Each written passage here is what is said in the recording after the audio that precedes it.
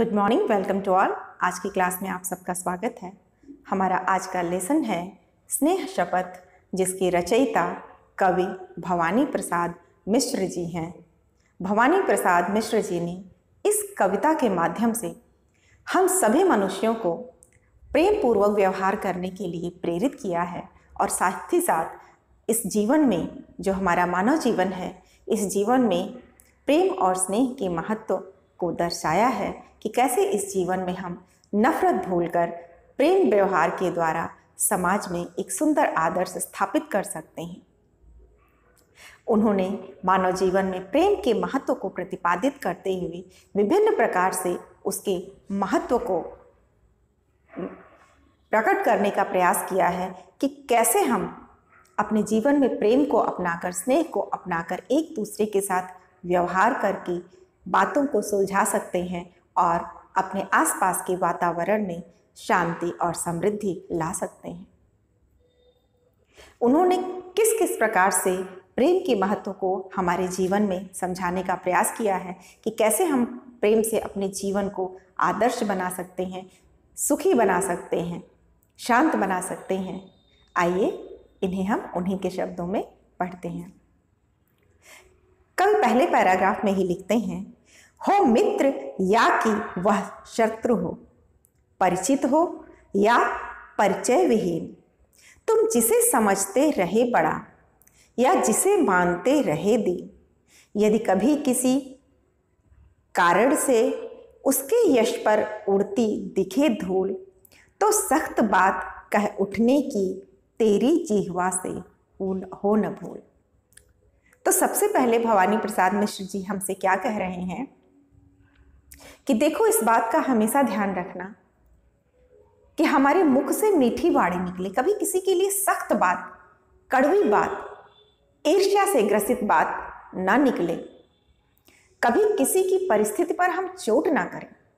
आपको याद होगा कबीरदास जी ने भी लिखा है, ऐसी वाणी बोलिए मन का आपा खोए, औरन को शीतल करे आपो शीतल होए। अर्थात हमें हमेशा ऐसी वाणी का प्रयोग करना चाहिए जिससे न केवल हमारी स्वयं की आत्मा प्रसन्न हो।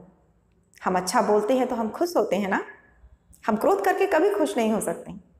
इसीलिए कबीरदास जी ने लिखा है कि हमें ऐसी वाणी बोलनी चाहिए, इतनी मीठी होनी चाहिए, इतनी मीठी वाणी होनी चाहिए कि हम स्वयं को भी सुखी करें, हमारी आत्मा भी प्रसन्न हो और हमारी वाणी सुनकर हमारे सामने वाला भी मंत्रमुग्ध हो जाए, वह भी सुखी हो जाए। अगर उसका मूड खराब है, वह दुखी है, वह क्रोध में है, तो वह भी शांत हो जाए, सुखी हो जाए। इतनी मीठी वाणी हमें बोलनी चाहिए। ठीक उसी प्रकार भवानी प्रसाद मिश्र जी भी यही कह रहे हैं। वे क्या कह रहे हैं कि हमें कभी भी अपनी जिह्वा को किसी के प्रति सख्त बात कहने की भूल नहीं करनी चाहिए। और वो किसी की कौन है?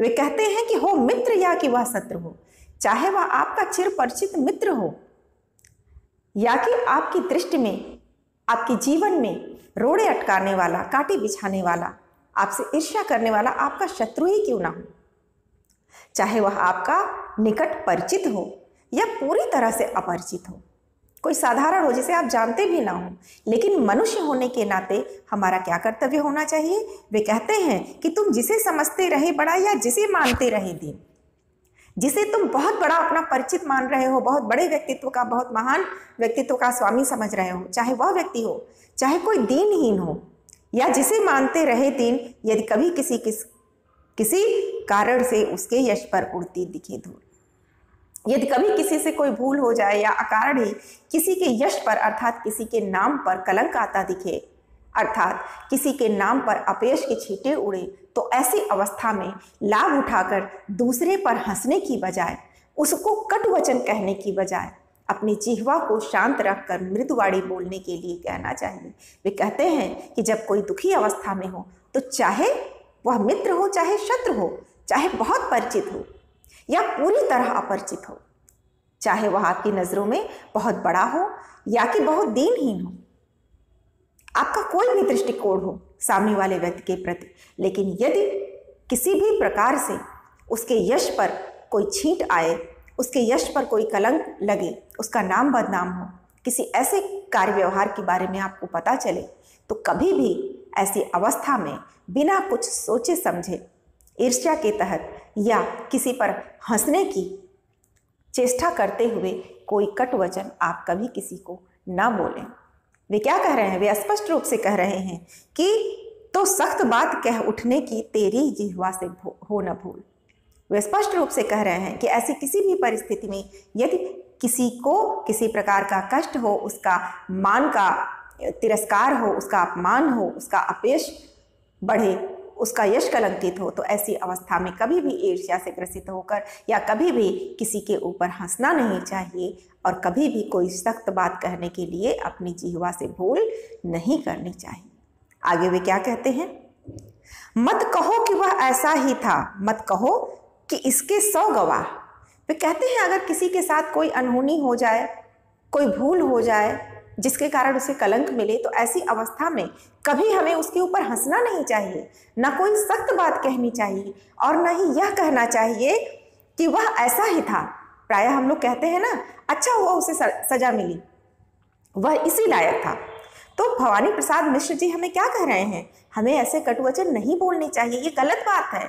एक मनुष्य के नाते हमें एक दूसरे से प्रेम करना चाहिए और यदि कोई दुखी अवस्था में हो तो चाहे वह आपका अपरिचित ही क्यों ना हो, चाहे वह आपका शत्रु ही क्यों ना हो, कभी हमें उस पर हंसना नहीं चाहिए। कभी ये नहीं कहना चाहिए कि वह ऐसा ही था इसलिए उसके साथ बुरा हुआ, या कि इसके 100 गवाह हैं। यानी कि कोई ऐसे थोड़े ही कह रहा है, कोई ऐसे थोड़े ही इल्जाम लगा रहा है। इसके 100 प्रमाण हैं कि उसने गलत काम किया है, इसीलिए उसका अपमान हो रहा है या उसकी बदनामी हो रही है। इस प्रकार की वाणी का भी हमें प्रयोग नहीं करना चाहिए, क्योंकि इससे सामने के दुखी व्यक्ति को और भी कष्ट पहुंचता है और भी दुख होता है। और एक मनुष्य होने के नाते हमें एक दूसरे को प्रेम करना चाहिए, सुखी करने का प्रयत्न करना चाहिए, ना कि दुखी करने का प्रयत्न करना चाहिए। वे आगे लिखते हैं कि यदि सचमुच ही वह फिसल गया या पकड़ी उसने गलत राह, तो सख्त बात से नहीं स्नेह से काम जरा लेकर देखो। वे क्या कह रहे हैं कि मान लो कि सामने वाले व्यक्ति से जिसका अपमान हो रहा है, जिसको कलंक मिल रहा है, अपयश मिल रहा है, यदि हो सकता है मनुष्य मनुष्य ही है, देवता तो नहीं, तो मनुष्य से भूल हो सकती है। हो सकता है उसने गलत राह पकड़ ली हो, उससे कोई भूल हो गई हो जिसके कारण आज वह इस परिस्थिति में फंस गया है कि उसका अपमान हो रहा है, उसे कलंक मिल रहा है। तो हमें क्या करना चाहिए? हमें कभी भी उसे कड़वी बात नहीं कहना चाहिए। यह नहीं कहना चाहिए कि वह ऐसा ही था इसलिए उसे ऐसी सजा मिली, या उसका अपमान हुआ या उसकी बदनामी हुई, अच्छा ही हुआ। ऐसी बातें तो 100 लोग कह रहे हैं, 100 प्रमाण है ऐसी बातों के कि वह गलत है। कभी हमें क्या समझा रहे हैं? वे कह रहे हैं अगर ऐसी परिस्थिति हो भी कि सामने वाला व्यक्ति अपने किसी भूल के कारण, अपने गलती के कारण, अपने गलत रास्ते के कारण बदनामी को प्राप्त कर रहा है, तो एक मनुष्य होने का हमारा क्या फर्ज होना चाहिए? हमें क्या करना चाहिए? हमें किस कर्तव्य का पालन करना चाहिए? उस कर्तव्य की ओर राह दिखाते हुए कवि भवानी प्रसाद मिश्र जी कह रहे हैं, तो सख्त बात से नहीं स्नेह से काम जरा लेकर देखो। वे कह रहे हैं कि ऐसी अवस्था में हमें उससे कटुवचन नहीं बोलना है, उसकी बुराई नहीं करनी है।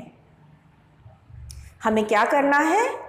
प्रेम से काम लेना है। वे कह रहे हैं कि स्नेह से काम जरा लेकर देखो, अपने अंतर का नेह अरे थोड़ा सा तो देकर देखो। नेह अर्थात प्रेम, स्नेह। वे कहते हैं कि हम मनुष्य हैं, हमारे हृदय में केवल बुरी भावनाएं नहीं हैं, स्नेह, दया, ममता, प्रेम की अपार अच्छी भावनाएं हैं।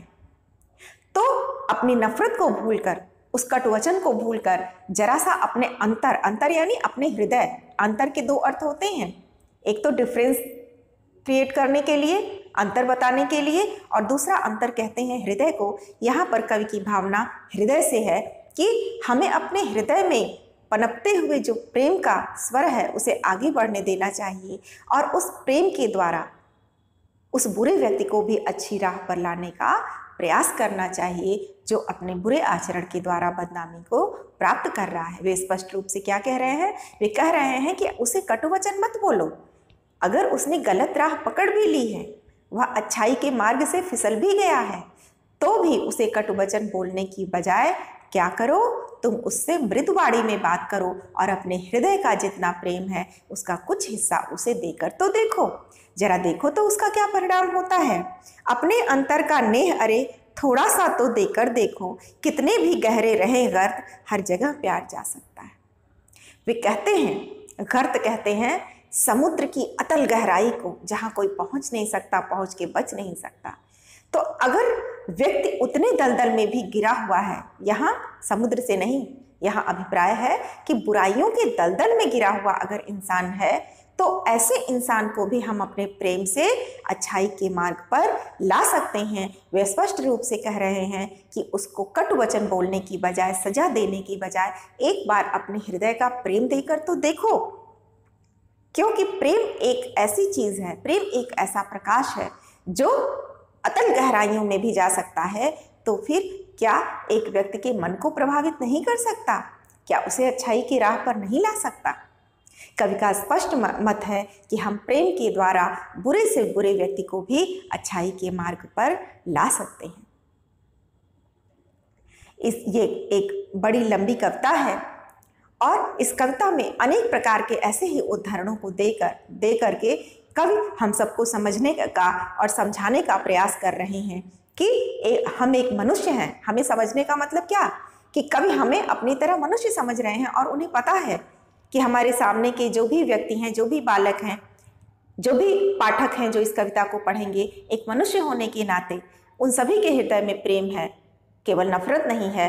तो यदि हम उन्हें प्रेरित करते रहेंगे अच्छे व्यवहार के लिए, प्रेम पूर्वक व्यवहार करने के लिए, तो समाज में हम बुरे व्यक्तियों से भी प्रेम पूर्वक व्यवहार करेंगे। और इस प्रकार यदि सभी व्यक्ति सोच लें तो उस बुरे व्यक्ति को भी बुराई के मार्ग से अच्छाई के मार्ग पर लाया जा सकता है, बशर्ते हम उसे अपने हृदय का प्रेम देने के लिए तैयार हों।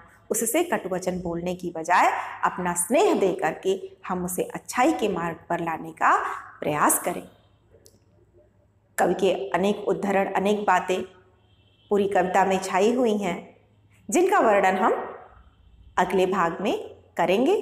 तब तक प्रतीक्षा कीजिए।